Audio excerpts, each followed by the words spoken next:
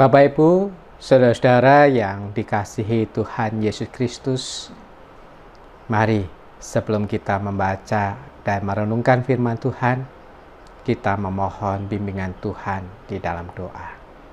Mari kita berdoa. Ya Tuhan, pada saat ini kami datang menghampiri tahta kasih karunia-Mu. Dengan hati yang rindu, kami menantikan sabda-Mu. Nyatakan kehendak-Mu kepada kami. Bimbinglah kami, terangilah jalan hidup kami. Ya Allah Roh Kudus, urapilah kami, agar kami dapat mengerti apa yang menjadi kehendak Tuhan bagi kami. Di dalam nama Tuhan Yesus kami berdoa. Amin.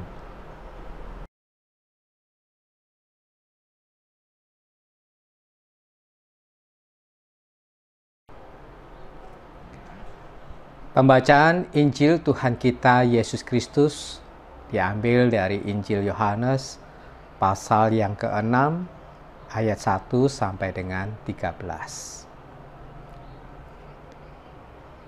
Sesudah itu, Yesus berangkat ke seberang danau Galilea, yaitu danau Tiberias. Orang banyak berbondong-bondong mengikuti Dia, karena mereka melihat mujizat-mujizat penyembuhan yang diadakannya terhadap orang-orang sakit. Dan Yesus naik ke atas gunung dan duduk di situ dengan murid-muridnya. Dan Paskah, hari raya orang Yahudi, sudah dekat. Ketika Yesus memandang sekelilingnya dan melihat bahwa orang banyak berbondong-bondong datang kepadanya, berkatalah ia kepada Filipus, "Di manakah kita akan membeli roti supaya mereka ini dapat makan?" Hal itu dikatakannya untuk mencobai Dia, sebab ia sendiri tahu apa yang hendak dilakukannya.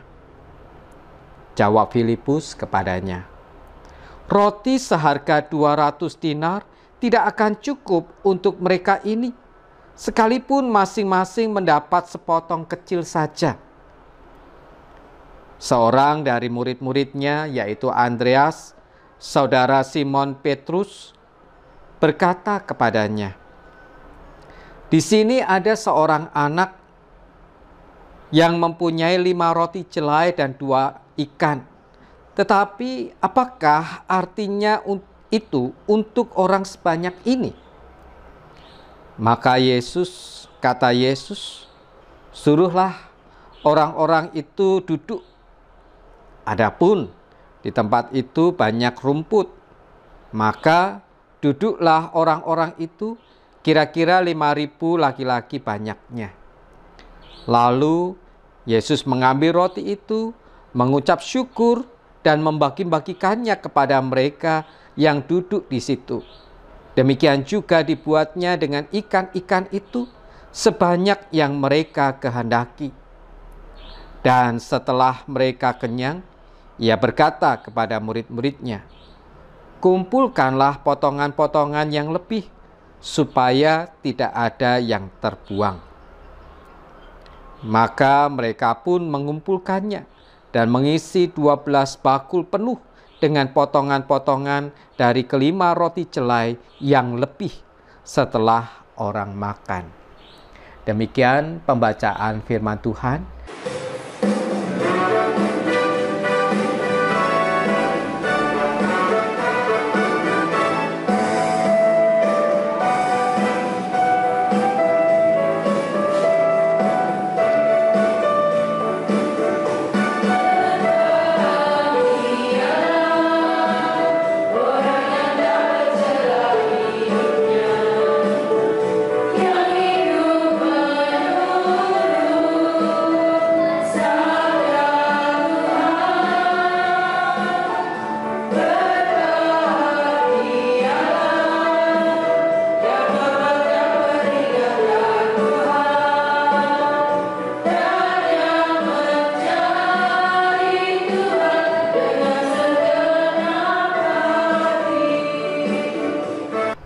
Saudara-saudara yang dikasihi Tuhan Yesus Kristus, kehidupan manusia tidak pernah lepas dari yang namanya masalah.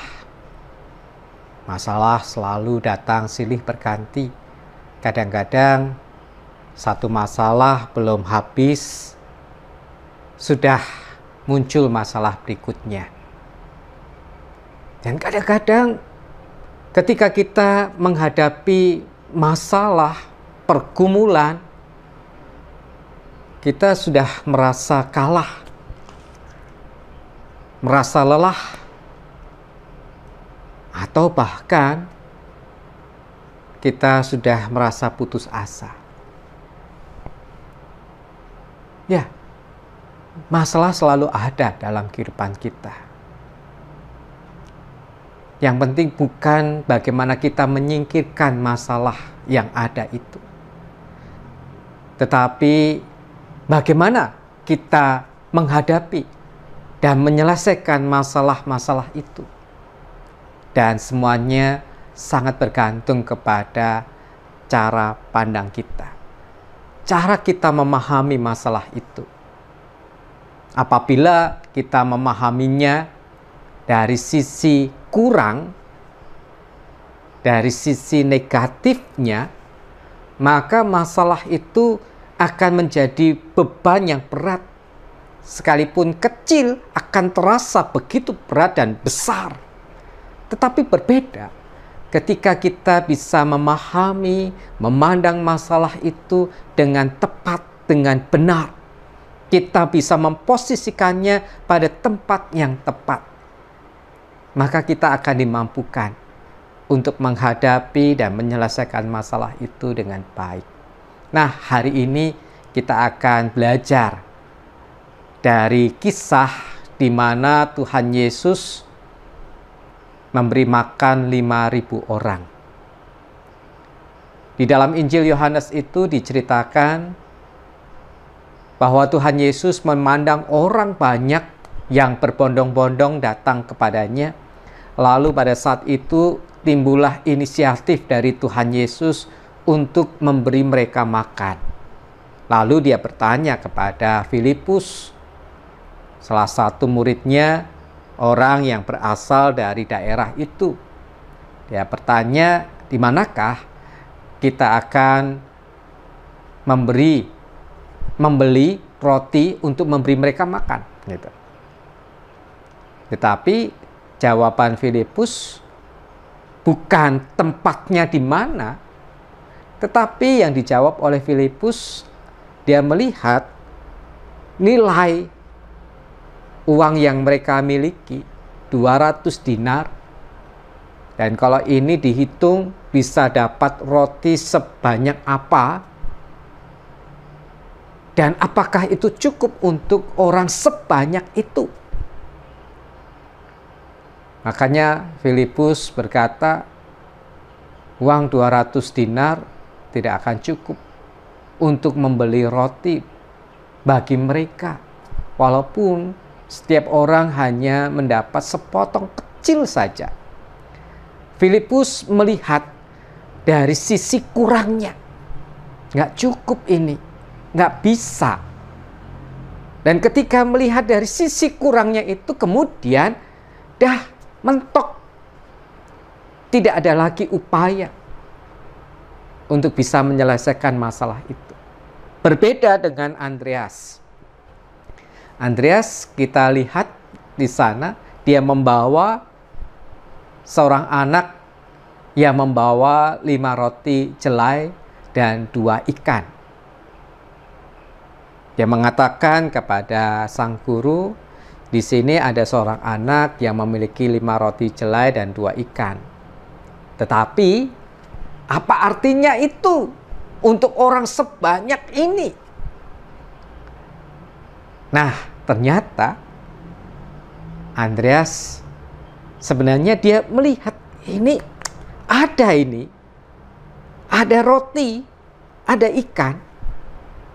Tapi apa gunanya jika dibandingkan dengan orang yang sebanyak ini? Apa gunanya itu? Tetapi berbeda dari apa yang dilihat oleh Tuhan Yesus. Ketika Tuhan Yesus melihat ada 5 roti dan 2 ikan itu, dia kemudian meminta orang banyak itu untuk duduk. Dan kira-kira yang duduk saat itu jumlahnya 5.000 orang laki-laki. Lalu apa yang dilakukan oleh Tuhan Yesus? Tuhan Yesus mengucap syukur. Dari yang sedikit itu, Tuhan Yesus mengucap syukur dan kemudian membagi-bagikannya. Dan apa yang dibagikan itu ternyata mencukupi 5.000 orang. Mereka makan sampai kenyang. Bahkan masih ada sisa. Dan dikumpulkan sisa yang ada itu terkumpul 12 bakul penuh sesuai dengan jumlah para murid pada saat itu. Saudara, apa yang membedakan apa yang dilakukan oleh Tuhan Yesus? Tuhan Yesus melihat apa yang ada itu dan dia mensyukuri apa yang ada itu. Dia mengucap syukur kepada Allah. Dan dia kemudian membagi-bagikannya.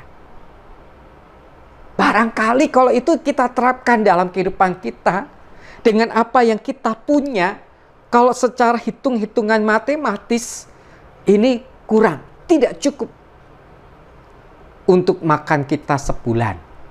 Apalagi untuk memberi orang makan. Itu tidak akan cukup. Ya, tidak akan cukup dan pasti tidak akan cukup kalau kita selalu melihat yang kurang. Tapi mari kita melihat dari sisi Tuhan Yesus bahwa yang sedikit itu ada manfaatnya. Dan kita diajak untuk mengucap syukur dari hal-hal yang kecil. Hal-hal yang kecil, yang sederhana, yang kelihatannya tidak ada manfaatnya, ketika kita mengucap syukur untuk semuanya itu, Allah memberkatinya sehingga berlimpah-limpah bisa mencukupkan baik kebutuhan kita maupun kebutuhan sesama kita. Allah melihat hati yang mengucap syukur, hati yang menghargai setiap hal yang ada di dalam kehidupan kita. Oleh karena itu, Bapak Ibu Saudara yang dikasihi Tuhan, mari kita dengan seksama memperhatikan, menghayati setiap hal kecil yang telah Tuhan sediakan dalam kehidupan kita. Dan mari kita terus belajar untuk bersyukur. Bersyukur untuk nafas yang Tuhan berikan. Bersyukur untuk kesehatan, untuk kekuatan. Bersyukur untuk kemampuan kita bisa belajar, bisa membaca, bisa mengoperasikan gadget, bisa bekerja. Kita bersyukur untuk penghasilan yang kita terima. Jangan selalu melihat dari sisi kurangnya. Percayalah, Allah itu selalu berusaha untuk mencukupi kita, memelihara kita. Seperti yang dilakukan oleh Tuhan Yesus. Orang banyak itu tidak berpikir bahwa mereka akan diberi makan. Tetapi Tuhan Yesus berinisiatif untuk memelihara mereka, memberi mereka makan. Oleh karena itu, Bapak Ibu Saudara yang dikasihi Tuhan Yesus Kristus, mari kita belajar. Belajar untuk mengucap syukur dari hal-hal yang kecil. Dan percayalah, Tuhan dapat melipat gandakan hal-hal yang kecil, yang sederhana, sehingga mencukupi baik kebutuhan kita maupun kebutuhan sesama kita. Amin. Tuhan Yesus memberkati.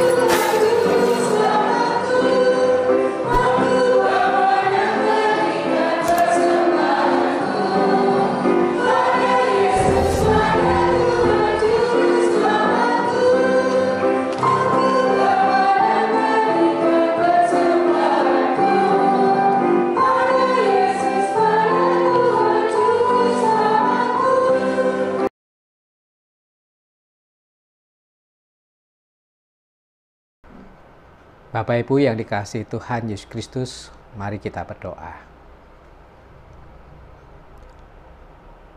Ya Tuhan, kami menyadari bahwa seringkali kami memiliki cara pandang yang salah terhadap segala persoalan yang ada dalam hidup kami. Seringkali kami mengkalkulasi hitung-hitungan sehingga seringkali kami menjadi takut ketika kami mendapati dari hasil perhitungan itu apa yang kami miliki kami rasakan kurang untuk kebutuhan sehari-hari, untuk kebutuhan sepanjang sebulan, sepanjang minggu, sehingga kehidupan kami dikuasai oleh kekhawatiran. Bahkan kami menjadi enggan untuk berbagi karena kami takut merasa kurang. Ya Allah, tolong kami Tuhan, bimbinglah kami agar kami dapat menghayati pemeliharaan-Mu. Selama ini Engkau telah memelihara kami dengan begitu luar biasa, mencukupkan segala kebutuhan kami. Mampukan kami Tuhan untuk percaya dan berserah kepadamu, mempercayakan diri kami kepada pemeliharaan-Mu, dan mampukan kami untuk berkarya dan berbagi dengan sesama. Kami rindu ya Tuhan, kami memiliki cara pandang yang benar terhadap persoalan-persoalan yang ada dalam kehidupan kami. Mampukan kami untuk terus belajar memiliki cara pandang seperti yang ada dalam Tuhan Yesus, agar kehidupan kami dipenuhi dengan belas kasihan, dipenuhi dengan keinginan dan tekad untuk berbagi, sehingga kami dapat melihat makna dan manfaat dari segala sesuatu yang terjadi dan kami lakukan dalam kehidupan sehari-hari. Pada saat ini kami berdoa untuk bangsa dan negara kami Indonesia yang masih dilanda pandemi ini Tuhan. Allah, kami sedih pandemi ini berlarut-larut dan semakin hari semakin banyak korban jiwa, orang-orang yang mati. Oh Tuhan, kami memohon kepadamu, tolonglah ya Tuhan, pulihkanlah bangsa kami Tuhan, sembuhkanlah yang sakit, kuatkanlah yang lemah, berilah hikmat kepada para pemimpin dan pemegang kekuasaan, agar mereka bisa mengambil keputusan yang baik dan bijak, dan para pelaksana agar mereka bisa melaksanakan tugas-tugas mereka dengan sebaik-baiknya. Kami memohon kepadamu Tuhan, agar pandemi ini dapat berlalu dan kami dapat kembali menjalani hari-hari kami dengan baik. Kami berdoa untuk para penyintas, berikanlah kepada mereka kesembuhan ya Tuhan. Kuatkanlah mereka dan mampukanlah mereka untuk terus berpengharapan. Penuhilah mereka dengan damai-Mu ya Tuhan. Kami rindu mereka bisa pulih. Demikian juga kami berdoa untuk segenap tenaga medis. Berikanlah kepada mereka kekuatan, kesabaran, ketabahan, dan kemampuan untuk menjalankan tugas mereka dengan baik. Pada saat ini kami juga berdoa ya Tuhan, untuk saudara-saudara kami yang sakit, untuk orang-orang yang kami kasihi, orang yang kami kenal, mereka yang saat ini sedang sakit. Kiranya lawatan Tuhan menjamah mereka satu persatu, menghadirkan damai dan sukacita di dalam hati mereka, dan memberikan pemulihan bagi segala kondisi sakit mereka. Saat ini kami juga berdoa, Tuhan, menyerahkan kehidupan kami ke dalam tangan kuasa-Mu. Kiranya Tuhan yang akan membimbing kami, agar kami dapat menjalani kehidupan kami seturut dengan kehendak-Mu. Dan ya Tuhan, tolonglah kami dalam setiap pergumulan yang kami hadapi. Kami percaya Engkau senantiasa hadir dan akan menolong kami. Tuhan, tolonglah kami. Kami menyerahkan segala pergumulan kami ke dalam tangan kekuasaan Tuhan. Inilah doa kami yang kami panjatkan di dalam nama Tuhan Yesus Kristus yang telah mengajarkan kepada kami berdoa. Bapa kami yang di surga, dikuduskanlah nama-Mu, datanglah kerajaan-Mu, jadilah kehendak-Mu di bumi seperti di surga.